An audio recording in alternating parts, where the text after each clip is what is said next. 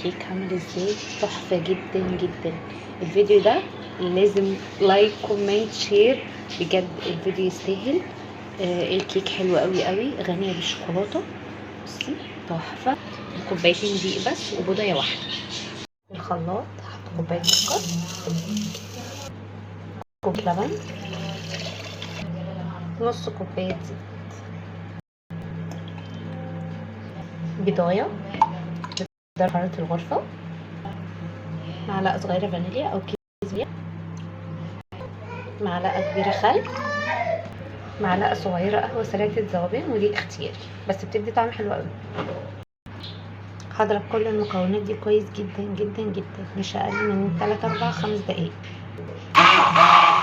معانا كوبايتين دقيق، معلقتين كبار مليانين كاكاو خام، وكيس بيكنج باودر. هخلط كل المكونات دي مع بعض، بس هنخلهم الأول. هنخل الكاكاو الأول لو في أي تكتلات.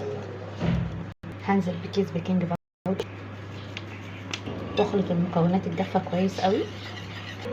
انزل بالخليط السائل واقلب لحد ما الدقيق يختفي جوه الخليط السائل.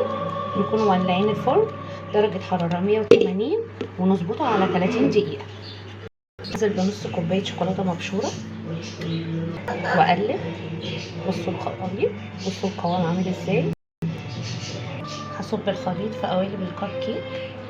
لو مفيش قوالب عادي اعمليها في صينية عادية. المقدار ده لصينية مقاس 26 اللي هي الصينية الوسط بتاعة الطقم الصواني. ما نملاش قوي علشان خاطر هي لسه هتعلى معايا.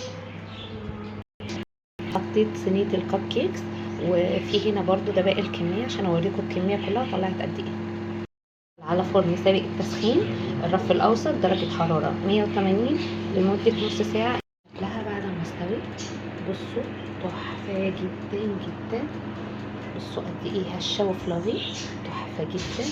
انا عملت هنا حبه عليهم صوص من الشوكولاته او بديل النوتيلا، بس هي خطيره. جربوا الطريقه ان شاء الله هتعجبكم جدا. هفتح واحده قدامكم.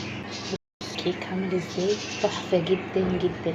الفيديو ده لازم لايك كومنت شير، بجد الفيديو يستاهل. الكيك حلو قوي قوي، غنيه بالشوكولاته. بصي تحفه.